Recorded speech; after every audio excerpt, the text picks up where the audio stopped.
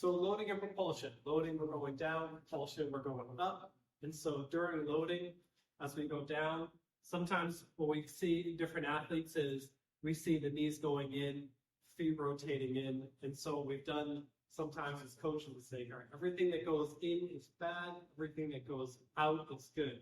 And so we can overdo the correction. So for example, extremely popular correction was clamshells or putting a band around the knees.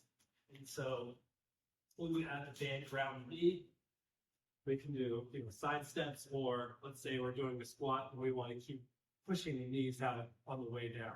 And so we're working everything externally rotating and almost turning off the adductors. And so the issue here is that if you overdo this, you can really bring yourself into a lot of external rotation. Feet are rotating out, everything is out, everything. All right, during my squat up here, inside edge of the foot was off the ground. Well, inside edge is a bad thing, outside edge is good. But the issue is we need to have tension in our body in order to go from loading to propulsion. And so we can see with this type of knees out, outside edge squat is when we're here and we have to drive up, we have to get contact on the inside part of the foot. And so what you can see is the knees go in really quickly on the way up. So we have something like this. And so rather than trying to avoid the inside part of your foot, inside part of your body, we have to kind of say, all right, we need tension from both the outside and the inside. And so what we come to is the importance of the adductors. So we'll get into how the adductors work with our movement, but first we're just going to do a couple of quick activations.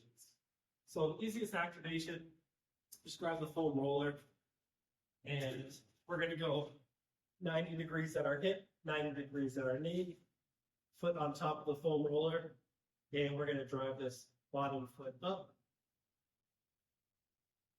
One mistake people will make is roll too far forward, and they'll just bend at the knee and use their hamstring. So make sure it rolls back, hips are stacked. Might have to bring this bottom leg forward a little bit, point your toe back up towards your face, and drive up. Do about 15 or 20 reps.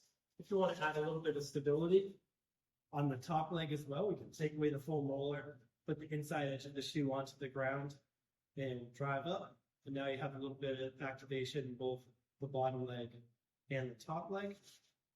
And as we advance, we can use slide. And so for the slide, what we're going to do is put this under one foot. And we're going to bring this foot that's on top of the slide towards our loaded leg. So we're going to have about 60% of the weight here, and we're going to rotate. So shift.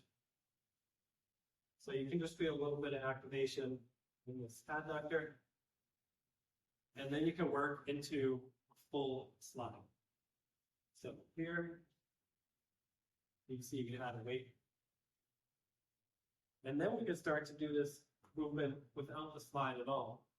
So let's say this is our stance leg is here.